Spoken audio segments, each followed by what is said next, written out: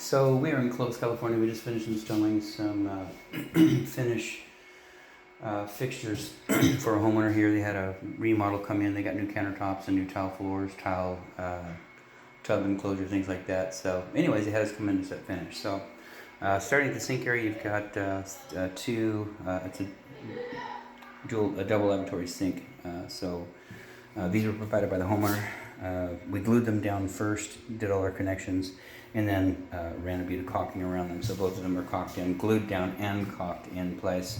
Faucets were provided by the homeowner as well. Can't remember the brand of these, but nice faucets, nice looking faucets. And so those are installed. No leaking as far as the water goes underneath. Now, what you've got over here, you got the existing shut-off valves back at the back. Sorry that there's no light, but those are your valves.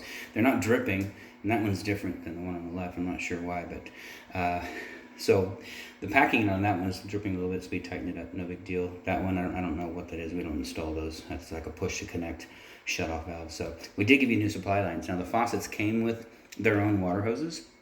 We didn't like them. Had flat washers in there, and we didn't trust them. It's our installation, so we use the supply lines that we always put in our houses, and we don't have any trouble coming back on these. So those are connected. So, but your shut-off valves are supply lines, and then that's your faucet, your sink. Did give you a tubular P-trap kit. Just cut the waste back to the wall and give you an 1.5" schedule 40 ABS 22, and then an adapter over to a tubular trap, tubular extension. And the funny thing on these is we had trouble with both of these tail pieces leaking. So where it mounts, there's a cone-shaped gasket up above that brass nut, and then there's another. It's like a silicone gel type of or rubberized type of gasket that sits underneath there. Both of them, after a prolonged period of running them, like let's say 10 minutes, it would begin to weep a little bit out of the nut. Where it tightens down, and you can see the pipe dope around the remaining threads. We just get a little bit of water out of that. So we took them apart, changed them, tried putty, tried a friction gasket, on and on. Anyways, long story short, we finally got them reinstalled, got them tight back down. We don't see any leaking. So monitor everything under here. You're going to monitor your valves, monitor the water lines where they connect to the valves, monitor the sewer line, which is the P-trap we installed, and the tubular extension. Monitor this. I mean, any moisture down here, let us know. I mean, if it's something that we installed. Now this came with the faucet. That drain came with the faucet. We've installed them a total each side 4 times now, and so we won't warrant that.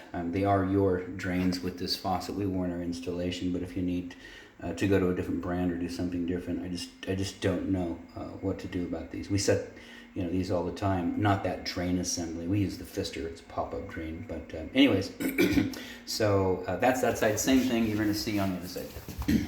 Same thing here. Your valves shut off, hot and cold. Our supply lines up to your faucet.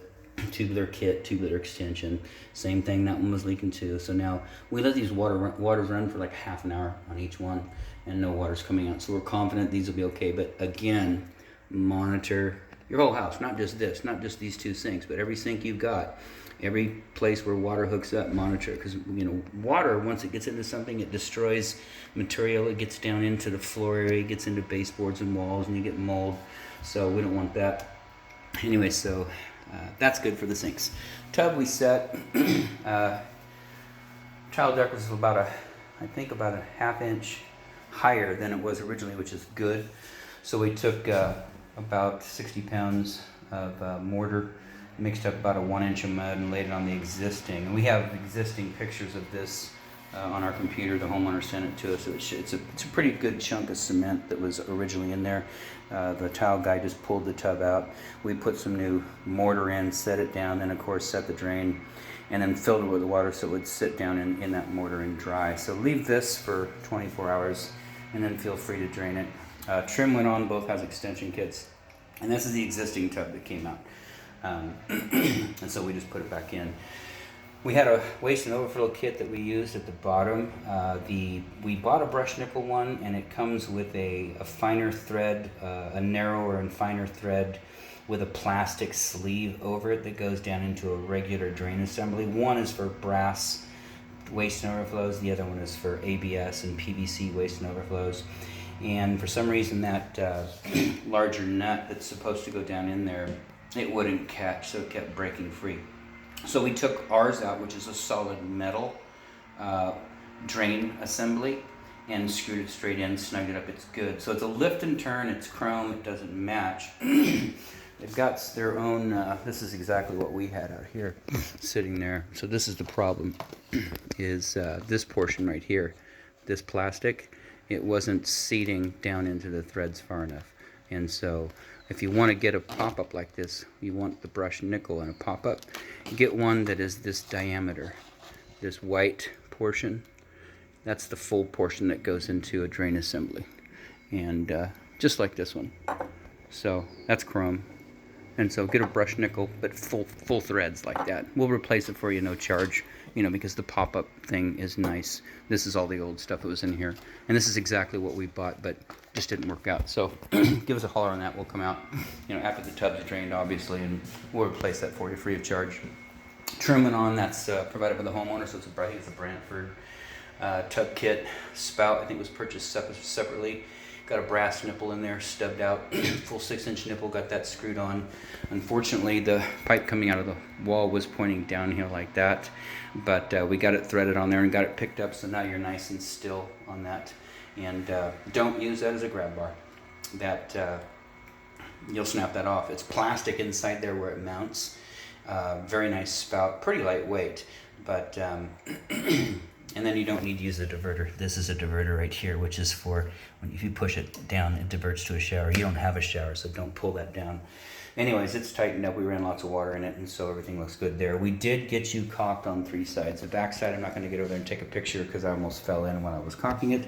On this side, we got you a nice bead, and you can see it. I'm having a hard time filming it, but it looks just like this across the front. You can see nice bead going over there, and that seals. We could not get you any caulking in here. You're too close to the front. Can't get a tool in there, can't get a caulking gun in there, can't get a tube in there, and so there's no caulking there. So the main thing is don't splash water out the front of the tub. I would recommend don't splash in water regardless, but we just couldn't get it in there, and we can't do what we can't do. Anyway, so that's good there. Last portion, or actually second to last portion, is shower. Again, same trim provided by the homeowner, and to be redundant, all the trim, all the faucets, all the sinks, the toilet, everything's all yours. The only thing we put in was tubular kits on the sinks, tubular waste kits and extensions, and new water supply lines, hot and cold, hot and cold. So this one went in an extension kit, which the homeowner provided, and then of course the kit here, and then the shower head. So that's all good. Last thing we did was to set the toilet over here. So existing toilet, had to shim a little bit. We got it tightened down, and it felt like it was going to be still, but it was wobbling. So I don't know if you've got a problem with the floor flange underneath. It's real critical upstairs. You know, the flanges need to get screwed and solid, and it didn't appear to be anything wrong, but there was a little bit of movement, so we got some shims, about 3 or 4 around the perimeter, and now it's nice and stiff, so you should be in good shape. That valve on the wall is not ours. It's the same one we use. It's brass craft, and that's a nice valve, quarter turn on, quarter turn off. That is our supply line, so we used our supply line on your toilet, so that's ours. And so we flushed this, we've checked it's no leaking, everything looks good, so you're in good shape there. I think that's everything in here. We're going to go back. I think we're going to get a little bit of silicone. Actually, this has got a gasket on here, so or you know, we're going to get some silicone. We just like to do a little bit of silicone around the perimeter right here, just in the event you get water down the wall.